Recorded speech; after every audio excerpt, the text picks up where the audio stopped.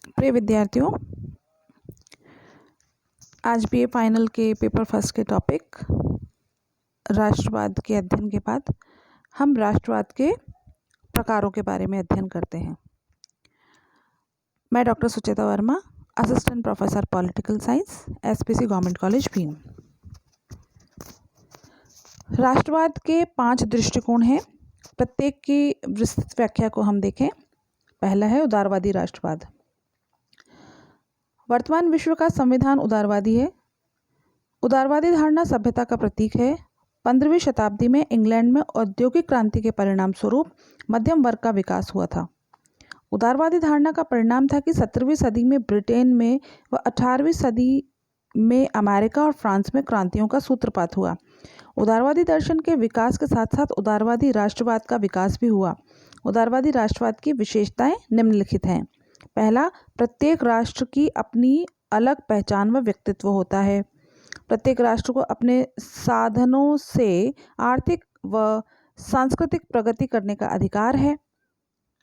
एक राष्ट्र को दूसरे राष्ट्र पर अपनी इच्छा थोपने का अधिकार नहीं होता है। उदारवादी राष्ट्रीय नागरिक अंतर्राष्ट्रीय सहयोग, शांति, वार्ता का ध्यान रखते हुए अंतर्राष्ट्रीय प्रेम व स्नेह को स्वीकार करते हैं।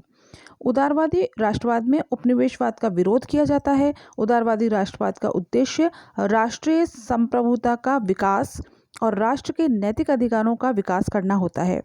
उदारवादी राष्ट्रवाद की संप्रभुता स्वेच्छावादी व हिंसात्मक न होकर जन कल्याणकारी मानवता की स्थापना करने वाली होती है। अब हम देखते हैं जनवादी राष्ट्रवाद। जनवादी राष्ट्रवाद के विकास का स्रोत फ्रांस की राज्य क्रांति है। इसमें राष्ट्र को जनता का समुदाय माना जाता है। 1791 में राष्ट्रीय आत्मनिर्णय का सिद्धांत प्रतिपादित किया गया। मानव जाति के लिए जनवादी राष्ट्रवाद की परंपरा एक वरदान है। 1917 में रूस की क्रांति के समय इसका सफलतम उपयोग किया गया और 1919 में राष्ट्रसंघ के सम्मुख राष्ट्रपति विल्सन ने 14 सूत्रीय योजना आत्मनिर्णय के सिद्धांत के आधार पर प्रस्तुत की थी। जनवादी राष्ट्रवाद व उदारवादी राष्ट्रवाद एक दूसरे के पूरक हैं। इसके लक्षण हैं। पहला, जन यानी व्यक्ति, संप्रभुता वास्तविक है। दूसरा, व्यक्ति अधिकारों की घोषणा मात्र से व्यक्तिगत स्वतंत्रता और संप्रभुता प्राप्त नहीं होती है। व्यक्तिगत स्वतंत्रता के लिए प्रयास करने चाहिए। तीसरा, समानता व आत्मनिर्णय का अधिकार स्थापित होना चाहिए। जनवादी दृष्टिकोण सर्वव्यापक है। ऑटो वेबर के अनुसार एक राष्ट्र वास्तविक दृष्टि से राष्ट्र कहा जा सकता है जबकि उसके सदस्यों का राष्ट्रीय एवं सभ्यता से पर्याप्त लाभ हो। अब हम देखते हैं रूढ़िवादी राष्ट्रवाद। रूढ़िवादी राष्ट्रवाद के प्रमुख विचारक 18वीं सदी के महान दार्शनिक बर्क थे। रूढ़िवादी राष्ट्रवाद का मुख्य घर ब्रिटेन है। बर्क ने फ्रांस की राज्य क्रांति के विरुद्ध रूढ़िवादी दर्शन का निर्माण किया।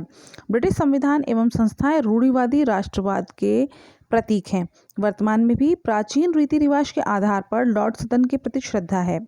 ब्रिटेन में राजवंश के प्रति श्रद्धा रूढ़िवादी राष्ट्रवाद का ही पर्याय है। इसके प्रमुख लक्षण हैं। पहला, राष्ट्र का व्यक्तित्व ऐतिहासिक होता है। साम्राज्यवाद का यहाँ समर्थन किया जाता है। कुलीन तंत्र की परंपराएं यहाँ होती हैं और ये उसके उपासक होते हैं। परंपराएं वर्तमान में संस्थाओं का रूप ले चुकी हैं और ये वर्तमान में भी उपयोगी हैं। पांचवा, राज्य की परंपराएं बुद्धिमत्ता की देन है और प्रत्येक व्यक्ति का यह कर्तव्य है कि वह उनके प्रति श्रद्धा व सम्मान का भाव व्यक्त करे। रूढ़िवादी राष्ट्रवाद का वर्तमान में कोई अस्तित्व नहीं है। राष्ट्रवाद के पतन के साथ साथ इसका महत्व भी कम हो रहा है। साम्राज्यवाद ने मानव का अहित किया है। इसी कारण वर्तमान प्रगतिशील व शिक्षित वर्ग इसे निंदा की दृष्टि से देखता है। अब हम देखते हैं एकाधिकारवादी राष्ट्रवाद।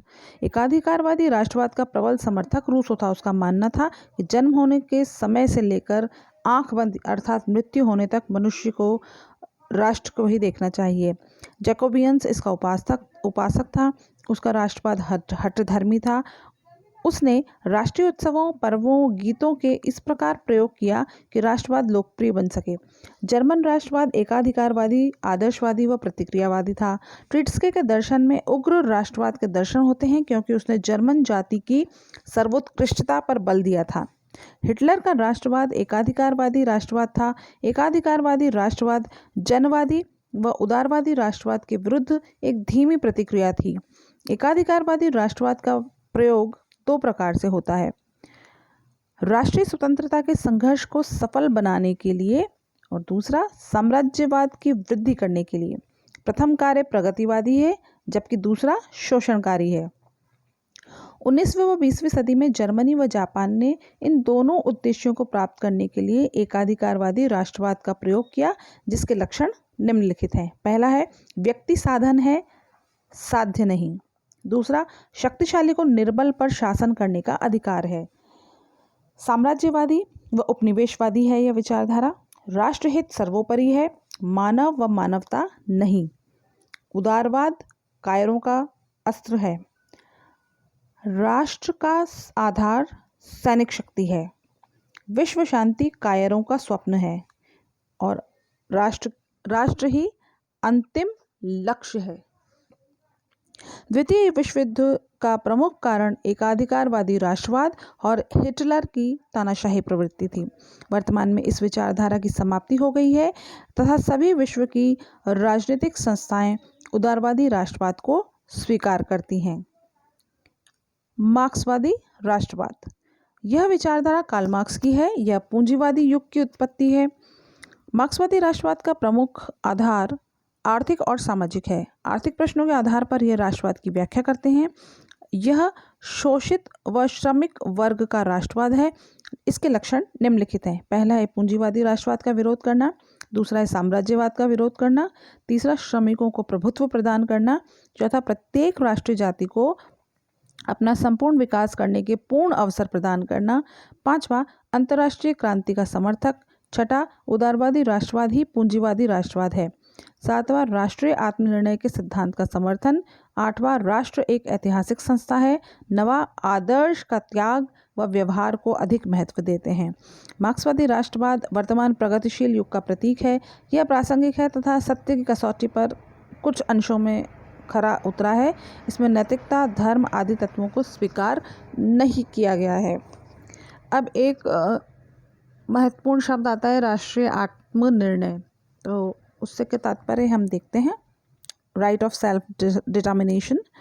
राष्ट्रीय आत्मनिर्णय का सिद्धांत का अर्थ है प्रत्येक राष्ट्रीय जाति की अपनी विशेषताएं होती हैं जो उसे अन्य जातियों से पृथक अस्तित्व प्रदान करती हैं। प्रत्येक राष्ट्रीय जाति का अपना व्यक्तित्व व उद्देश्य होता है। प्रत्येक राष्ट्रीय जाति को अपनी भाग्य का स्वयं निर्धारण करने का अधिकार मिलना चाहिए। उसे अपना संविधान और सरकार बनाने का तथा शासन के चयन का अधिकार भी मिलना चाहिए। राष्ट्रीय आत्मनिर्णय का अधिकार राष्ट्रवाद की अनुपम देन है। जे.एस. मिल, रैमज़े, मैजिनी, नेपोलियन, विल्सन आदि इस सिद्धांत के प्रबल समर्थक रहे हैं। जॉन स्टुअर्ट मिल ने अपनी पुस्तक रिप्रेजेंटेटिव गवर्नमेंट में इस सिद्धांत का प्रतिपादन करते हुए लिखा है कि साधारण स्वतंत्र संस्थाओं की यह एक आवश्यक शर्त है कि सरकारों की सीमाएं राष्ट्रीयता की सीमाओं में मिलनी चाहिए। विभिन्न राष्ट्रीय जातियों तथा देश की स्वतंत्र संस्थाओं का पनपना कठिन है।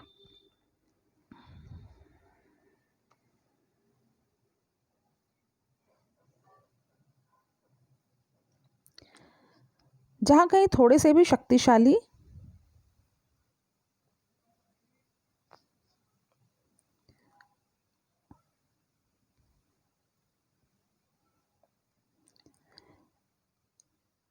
रूप राष्ट्रीयता का विकास पाया जाता है, वहाँ राष्ट्रीयता के समस्त सदस्यों को उनकी ही एक सरकार के अंतर्गत एकत्रित किया जाना चाहिए।